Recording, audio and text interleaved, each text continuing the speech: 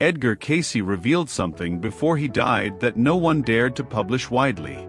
Something that has been kept hidden for decades in archives that ordinary people never examine. Something that researchers, theologians, and scientists have read in silence and preferred not to discuss publicly. It is not a prophecy about earthquakes. It is not a warning about collapsing economies. It is something that goes much deeper than all of that. A revelation about Jesus, about who he truly was, why he came, and about what is about to happen on this planet in the coming years. In 1945, just a few weeks before his death, Edgar Cayce, the man known as the Sleeping Prophet, entered a trance for the final time. His voice changed. His words became slower, more precise, and different. And what he said during that final session was not published in newspapers, was not preached in churches, was not included in popular summaries of his prophecies. It was archived, and for decades it remained almost invisible until now. Because what Cayce revealed in that last trance spoke about Jesus in a way that no religion has wanted to openly explain. It spoke of an identity that extends far beyond Bethlehem. It spoke of a mission that did not end at the cross. And it spoke, this is what is troubling many people, about a return, not as a metaphor, not as a poetic symbol, but as an event, with specific characteristics and concrete signs that Cayce identified decades in advance. And when you look at what is happening in the world right now, in 2026, with geopolitical conflicts reshaping the map of global power, with social fractures that no government knows how to contain, with this collective feeling that something enormous is about to change, Cayce's words stop seeming ancient. They begin to look like a manual for the present. Have you been feeling something different lately? An urgency that you cannot name. As if time itself were accelerating, as if your soul knew something that your mind has not yet finished processing. Cayce saw it coming and left instructions, not only predictions, but instructions for the souls who would be awake exactly at this moment in history. In the next few minutes, you will discover the complete story.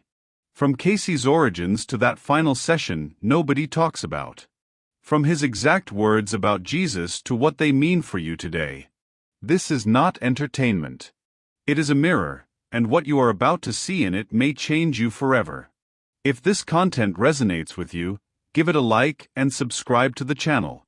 What comes after this cannot be found anywhere else. Virginia Beach, 1910. A man lies down on a sofa, crosses his hands over his chest, closes his eyes, and disappears. Not physically, but his mind travels somewhere that no scientist of that era could map. His voice changes tone. His words acquire a clinical precision that does not correspond to his formal education, and he begins speaking about illnesses that doctors have spent months unable to diagnose, about events that have not yet happened, about truths that no available book at that time contained. That man is Edgar Cayce, and what you are about to discover about him will change the way you understand everything that comes afterward. Cayce was born in 1877 in Hopkinsville, Kentucky. Since childhood, he experienced things that no one around him knew how to classify. He saw beings of light in the garden of his house. He spoke with his deceased grandfather as if he were sitting right in front of him. And at the age of 7, he told his mother something she never forgot, that he could see people whom others could not see, and that it did not frighten him because they felt friendly. He did not come from an esoteric family. He did not grow up surrounded by mystics or spiritual teachers. He was deeply Christian, genuinely Christian. He read the entire Bible once every year, throughout his adult life. He taught Sunday school with a devotion that his contemporaries described as authentic. Without performance. Without showing off. That is a detail you should not lose sight of. Because when he began giving trance readings and concepts such as reincarnation, karma, and the Akashic records began to emerge, Cayce himself entered a profound spiritual crisis. How could a man who loved Jesus speak about souls returning life after life? How could he reconcile what came out of his mouth during trance with what he believed while awake? He spent weeks unable to sleep properly, praying, questioning, asking for a sign. And the answer he received, according to his own words, was so simple that it took him time to accept it. Truth does not belong to any religion. Truth simply is. From that moment on, Cayce accepted his gift under 3 personal conditions that he never broke. Never charge someone who could not afford to pay. Never use his readings to become wealthy. And always guide people toward a more direct relationship with the divine, without intermediaries, without dogma, without fear. For 4 decades, he gave more than 14,000 documented readings. Each one was typed by his secretary, Gladys Davis. Each one was archived with meticulous precision in what is today known as the Association for Research and Enlightenment in Virginia Beach, Virginia.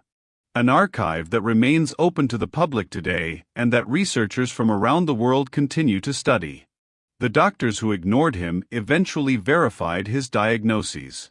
The skeptics who challenged him eventually became the most confused. And the theologians who rejected him publicly, many of them studied him privately. But there is something that most people who know Cayce do not know. A detail that completely changes the way you should read his prophecies, especially the ones that speak about Jesus. Cayce did not only see the future. Cayce claimed that he could access the complete record of souls, past, present, and future as a single continuous reality.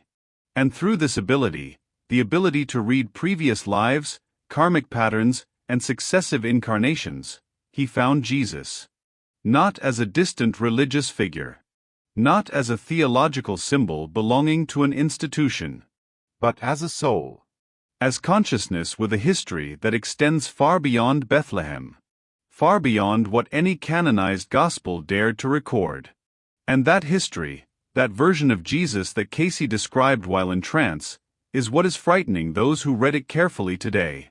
Because it does not only speak about the past. It speaks directly about the moment we are living in now. Stay with us, because what comes in the next part will completely reshape what you thought you knew. Imagine that the most influential person in history did not begin where everyone believes he began. Imagine that his story does not start in a manger in Bethlehem, but thousands of years earlier, in another civilization, with another name, with another mission that was the rehearsal for everything that would come afterward. That is exactly what Cayce claimed. With names. With dates. With historical contexts that decades later found support in archaeological discoveries that Cayce could never have known while he was alive. According to his readings, the soul that incarnated as Jesus of Nazareth had previously incarnated as Adam. Yes, the first man. The archetype of humanity according to biblical tradition. Not as a poetic metaphor, but as a literal soul that took physical form at the beginning of conscious human experience on earth. Think about what that implies for a moment. If Adam was the first soul to experience separation from divine consciousness, what tradition calls the fall, then the soul of Jesus did not come to redeem others from the outside. It came to complete its own journey. To heal within itself what began within itself. Redemption as a personal process extended through time. Not as a unilateral divine act, but as a journey of the soul. That changes everything. But Cayce did not stop there. According to his readings, that same soul later incarnated as Enoch, the biblical patriarch who walked with God and who, according to Genesis, did not die but was directly transferred into the spiritual realm. An incarnation of transition. A first bridge between what is completely human and what is completely divine.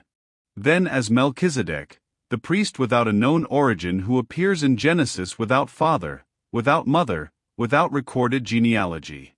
The one who blessed Abraham. The one whom the book of Hebrews describes as a representation of an eternal priesthood. A being who existed outside the normal human structures of time and lineage. Then as Hermes Trismegistus, the Egyptian teacher credited with the spiritual and intellectual architecture of one of the most advanced civilizations of antiquity. The one who taught that, as above so below. The one who left behind a Hermetic tradition that remains alive today in philosophical and spiritual movements throughout the world. And finally, as Jesus. not as a being who descended from heaven for the first and only time in the year zero of our era, but as a soul that had been learning, evolving, and preparing for eons. A soul that knew the human experience from within because it had lived it multiple times in physical form. Why does this matter so much? Because if Jesus was only a divine being who came down from heaven for a brief moment and then returned, his experience is separated from ours by an infinite gap. He is admirable but untouchable, inspiring but unreachable, a model we can worship but not truly follow. But if Cayce was right, if that soul evolved through lives, through mistakes, through karma, through darkness and light, then the message becomes something completely different. The path he walked is not exclusive to him. It is the path that all of us walk, and that connects with something millions of people feel today without being able to name it. This deep intuition that this is not your first time here, that your soul has a history longer than this lifetime, that there is something you came here to complete and that you have not finished yet. Cayce called this the Christ pattern. And he said, with a clarity that made many people uncomfortable, that this pattern does not belong to any church. It is the blueprint of the human soul in its highest possible expression. Now, there is a part of this narrative that most people leave out because it is uncomfortable. Because if Adam experienced the fall, and Cayce says that Adam and Jesus are the same soul, then that implies that the Master also knew darkness from within. And that changes everything. Wait for what comes in the next part, because this is where Cayce enters territory that no official religion wanted to touch. From the age of 12 to 30, the canonical Gospels say almost nothing about Jesus. 18 years of silence in the life of the most studied person in Western history. 18 years without official records. Without explanation. Without context. As if someone had decided that this period was not relevant. And this is the question that is rarely asked aloud. Was it perhaps too important to allow it to circulate freely? Doesn't anyone else find that silence strange? Traditional theologians offer a simple answer. Jesus lived as a carpenter in Nazareth. He learned Joseph's trade. He lived an ordinary and everyday life until the moment arrived for him to begin his public ministry. Possible. But Cayce said something completely different. And he said it with specific geographic and cultural details that decades later found echoes in texts discovered in places that Cayce had never physically visited during his lifetime. According to his trance readings, during those 18 years Jesus traveled. He studied. He trained in some of the most advanced spiritual traditions of his era. Not because he needed to learn what he already knew as a soul, but because he deliberately chose to experience the process of searching from within. He chose to know thirst before becoming the source. Cayce described stays in Egypt, where Jesus studied with temple priests in Heliopolis. In the Essene communities near the Dead Sea, where spiritual discipline, ritual purity, and esoteric knowledge formed a rigorous system of preparation. In Persia. And in India. And here is where something remarkable happens. In 1887, 58 years before Cayce's final readings, a Russian aristocrat named Nicholas Notovich traveled to northern India and claimed to have discovered manuscripts in the Buddhist monastery of Hemis, in Ladakh. Manuscripts that described the visit of a young foreign teacher named Isa, coming from Israel, who arrived to study sacred texts and teach among ordinary people, breaking caste structures. That manuscript described Isa preaching the equality of all human beings before the divine. Teaching that God does not live in temples built by human hands, but in the heart of every person. Questioning priests who used religion to control the most vulnerable. Does that sound familiar? These are exactly the central themes of Jesus' public ministry in the canonical Gospels. Cayce, who did not have access to Notovich's writings during his earliest readings about Jesus, described the same journeys, the same places, the same training. Two completely independent sources. The same map. After Cayce, other researchers continued pulling on that thread. The scholar Holger Kirsten published an extensive investigation in the 1980s about the connections between Buddhism and the teachings of Jesus, with evidence pointing toward the same territories that Cayce had described in trance decades earlier. What does all of this mean spiritually? It means that the master was not formed within only one tradition. He drank from multiple sources. He knew Hinduism. He knew Buddhism. He knew Egyptian esotericism. He knew the Jewish mysticism of the Essenes. And from all of this, he distilled something that did not belong exclusively to any of those traditions. Something universal. Something that transcended cultural, religious, and geographical borders. Something that could speak equally to a Galilean fisherman and to a Buddhist monk in the mountains of the Himalayas. And that, precisely that, is what transformed him into the phenomenon that he continues to be 2,000 years later. But the question Cayce left hanging in the air, and that no one has completely answered, is this: if Jesus studied with all of those traditions, what did he teach that those traditions were not already teaching? What did he bring that was new? Cayce's answer is so simple that it is confusing, and so profound that it takes days to fully settle. You will find it in the next part. And when you hear it, you will understand why that final revelation before his death changed everything. There is a question that Cayce answered while in trance, and that should be in every book of spiritual history. What did Jesus teach that was genuinely new? Not new in the sense that no one had ever thought about it before, but new in the sense that no one before him had completely embodied it. No one had lived it from the inside out. In a human body. Under real conditions. With real pain. With real fear. With real doubt. Cayce said that the central teaching of Jesus was not the one that churches preserved as official doctrine. It was not the belief system. It was not the theology of sin and redemption. It was not the promise of heaven or the fear of hell. It was something much more direct.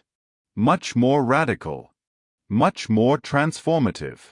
It was this: that every human being has direct access to the divine without any intermediary. That the kingdom of God is not above in heaven, waiting for you to die before entering. It is within you now. Available. Active. Waiting to be recognized. That the Christ consciousness is not the exclusive property of Jesus. It is the inherent potential of every soul that exists on this planet. Cayce repeatedly called this the cosmic Christ, differentiating it from Jesus, the man. Jesus was the human vehicle. The Christ was and is a consciousness that transcends that vehicle. A frequency of love, truth, and unity, available to any soul that chooses to attune itself to it. Do you see why this was uncomfortable for religious institutions?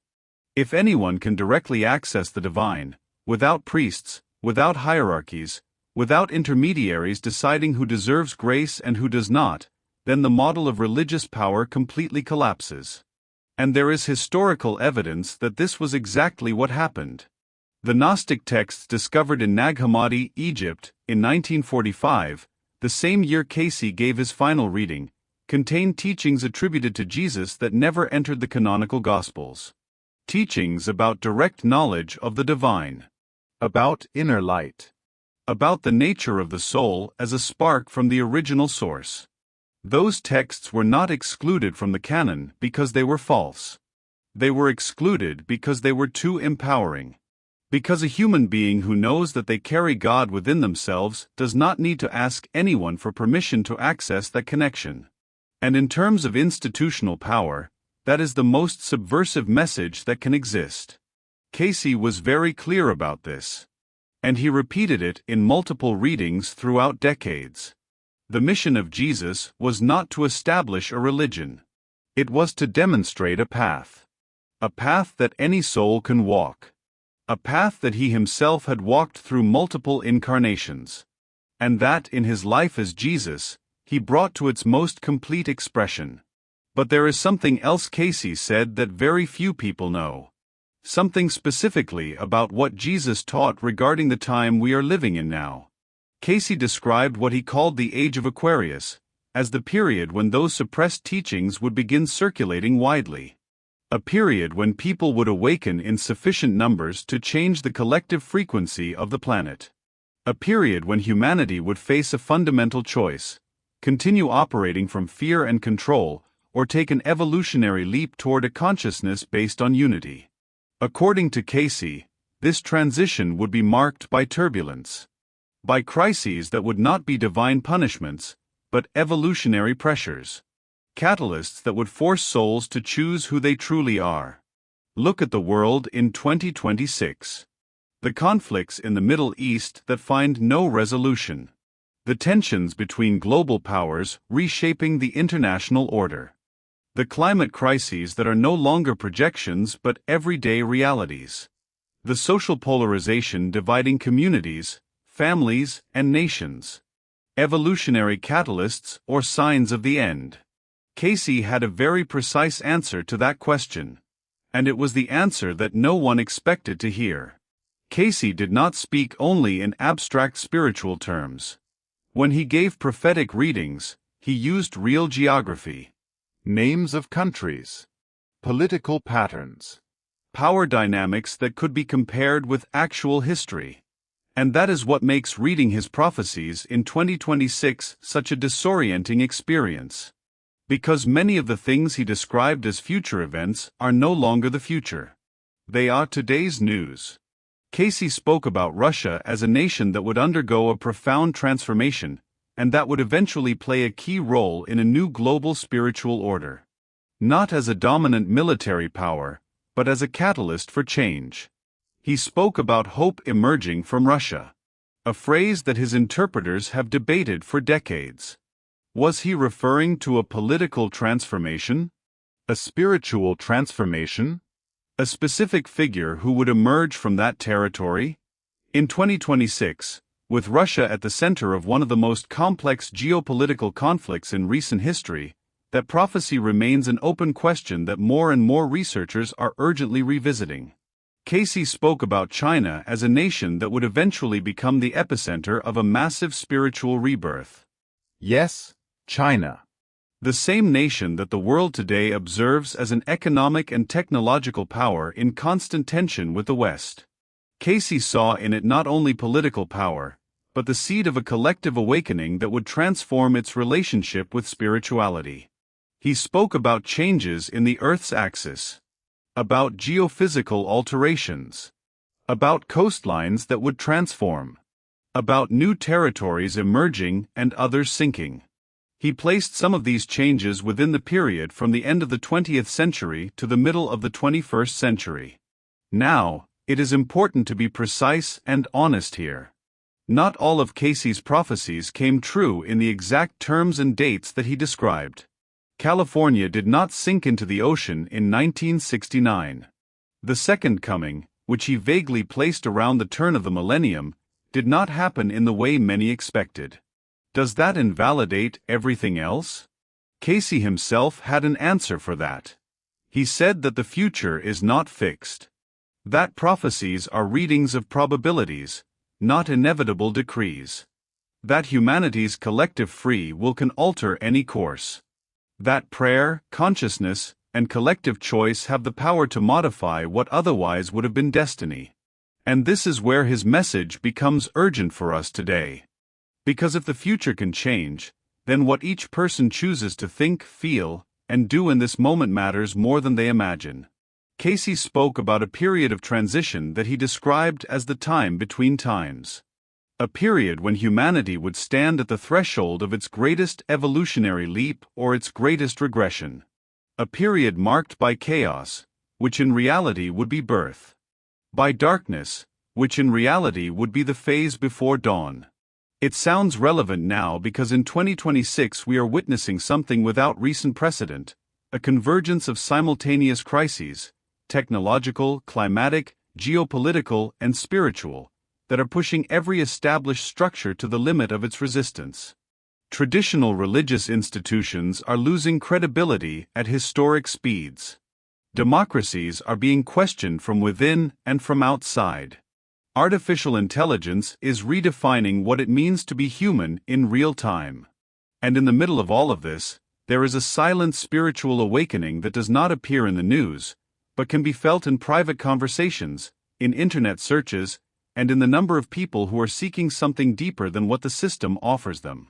Cayce called this the awakening of ancient souls. Souls that have been here before. Souls that chose to return at this specific moment. Souls that came with a function in this transition. And if you are one of them, wait. Because Cayce's final revelation before his death speaks exactly about that. And it is more personal than you imagine.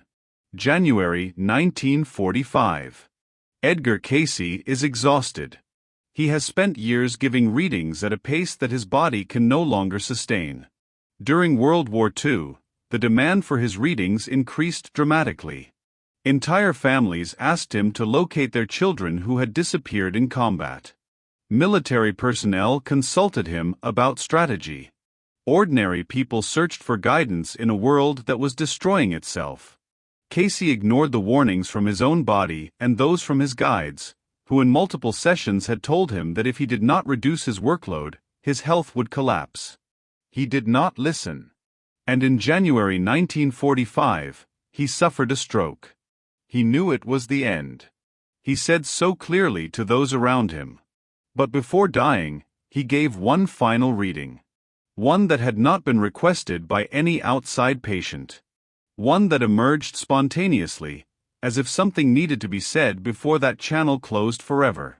What he said in that session has three parts that Cayce researchers have studied with increasing intensity in recent years. The first part spoke about the return of what he called Christ consciousness to the physical plane. He did not use the word return in the sense of a man descending from the clouds. He described it as a gradual penetration of that frequency into human collective consciousness. As if the vibration embodied by Jesus were progressively saturating humanity's field of consciousness, one soul at a time, until reaching a critical mass. A critical mass that, according to Cayce, would be associated with the transition period between the age of Pisces and the age of Aquarius. The period in which we are living exactly now. The second part was more specific, and more disturbing to those who read it for the first time. Cayce described that during this transition period there would be souls who would recognize that Christ frequency within themselves. Not as religious arrogance, but as genuine recognition of their own nature. Souls who would have gone through multiple incarnations preparing for this moment. And whose function in this life would not be to stand out individually, but to serve as anchors for a new collective consciousness. He called them advanced service souls. And he said many of them would be confused about their purpose. That they would feel as if they did not completely belong to this world as it is structured. That they would feel an indefinable nostalgia for something they could not name. That they would seek deep connection in a world that operates mainly on the surface. Do you recognize that within yourself? The third part was the one that had the greatest impact on those who were present. Cayce spoke about Jesus directly and said that the soul that had incarnated as Jesus had not finished its work on the physical plane. That it was active in what he called the plane of influence, working on the transformation of human consciousness from a dimension that did not require a physical body, but that could operate through the physical bodies of those who chose to open themselves to that influence. And then he said something that his biographers have frequently quoted, but that very few people have truly processed in all of its implications. He said that the second coming would not be an event that the world would see in the sky. It would be an event that the world would see in hearts. First in 1, then in 10, then in 1,000, then in millions. A transformation of collective consciousness that would not come imposed from above, but chosen from within. Soul by soul. Decision by decision. Moment by moment. And that transformation, according to Cayce, had already begun. Not that it would begin. It had already begun. Which means that you, at this moment, listening to or reading this, are not observing something that will happen later. You are in the middle of it. Right now. What comes in the conclusion is the most personal part of all of this. The part that connects each of these revelations directly with your life, your purpose, and what you can do with this information. Today we have reached the point where information stops being fascinating and becomes something more important. It becomes a mirror.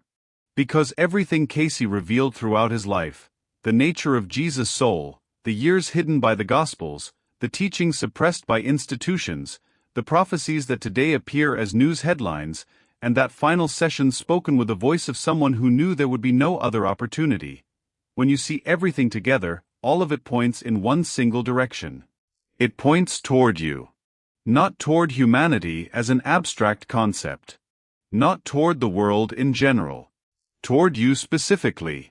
The person who chose to stay until the end of this video, when there could have been 1,000 simpler and more comfortable things to spend your time on. That is not a coincidence. Cayce would not have called it a coincidence either. He would have called it soul memory. There is something within you that recognizes this information. Something that is not processing it for the first time from zero. Something that resonates with it because at some deeper level beyond rational thought, you already knew it. You had already touched it at some point in your history. A history that this mind in this lifetime cannot clearly remember, but that the soul carries recorded somewhere inaccessible to the ego and completely accessible to intuition. That recognition you are feeling right now is not temporary excitement. It is information. Cayce said something that deserves to remain with you long after this video ends. The greatest sin a soul can commit is knowing what it must do and not doing it. He was not speaking about moral sins in the conventional religious sense. He was not talking about lists of prohibitions or divine punishments. He was speaking about something much more subtle and much more devastating. He spoke about the silent betrayal we commit against ourselves when we perceive the calling we carry within and choose to ignore it. When we know, at some level, that we are here for something more. And yet we still choose the comfort of spiritual sleep, the security of what is familiar, the anesthesia of a life that functions but does not truly vibrate. In 2026, that sleep is no longer only a personal loss. It is a collective cost that the historical moment we are living through can no longer absorb. Look at what is happening outside. The systems that seemed solid are showing their fractures. The certainties that organized the lives of entire generations are dissolving in real time. The map that the world used to navigate existence no longer matches the territory we are walking through. That can be frightening. It is completely valid that it feels frightening. But Cayce never saw chaos through the lens of fear. He saw it from a perspective that is only possible when you can read the complete pattern and not just the present moment. He saw chaos as evolutionary pressure, as the contraction before birth, as the exact moment when souls that chose to be here at this time for this purpose must stop waiting for perfect conditions and begin occupying the space they came here to occupy. And that, precisely that, connects with what Cayce revealed in his final session about the return of Christ consciousness. Because if that return is not a man descending from the clouds, but a transformation that happens heart by heart, soul by soul, choice by choice, then every person who chooses to awaken at this moment is not only an individual improving their own life.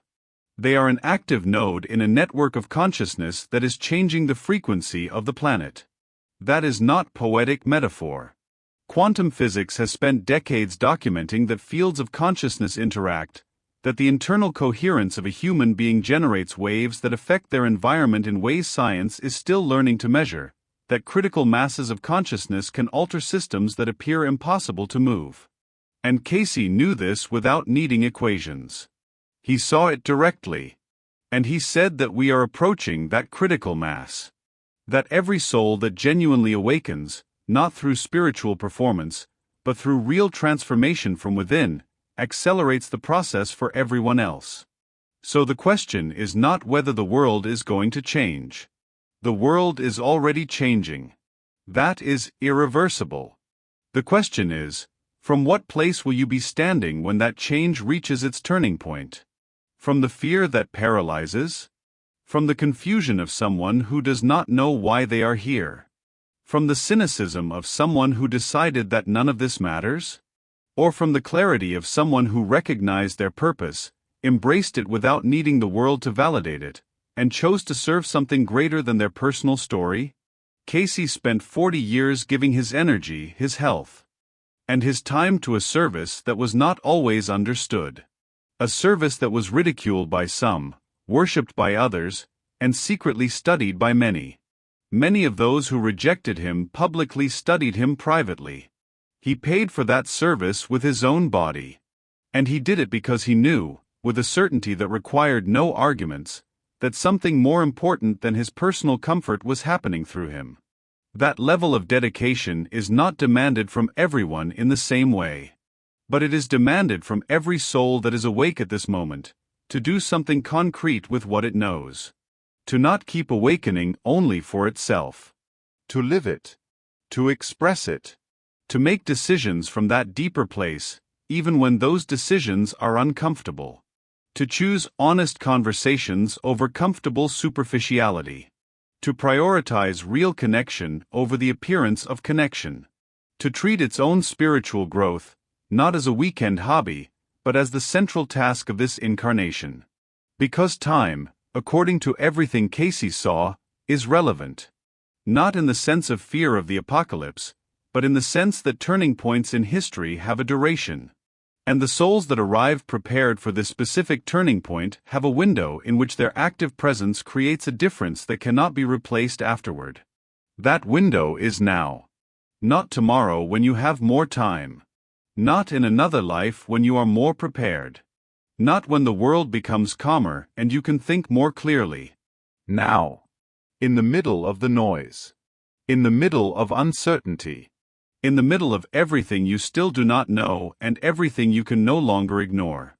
Edgar Cayce's final revelation was not terrifying in the sense of hopelessness. It was terrifying in the sense of responsibility. Because it revealed that the destiny of the world is not in the hands of governments, nor religious institutions, nor economic elites, nor any external force that decides above us. It is in the hands of souls that choose to awaken, one at a time. Moment by moment. Decision by decision. That is you. If you choose to be. If this content moved something inside you, share it with someone who needs to hear it today. Give it a like if you made it this far. Subscribe to the channel, because what comes in the next videos goes even deeper. The universe does not speak to the masses. It speaks to you. The question is, what are you going to do with what you have heard? Yeah.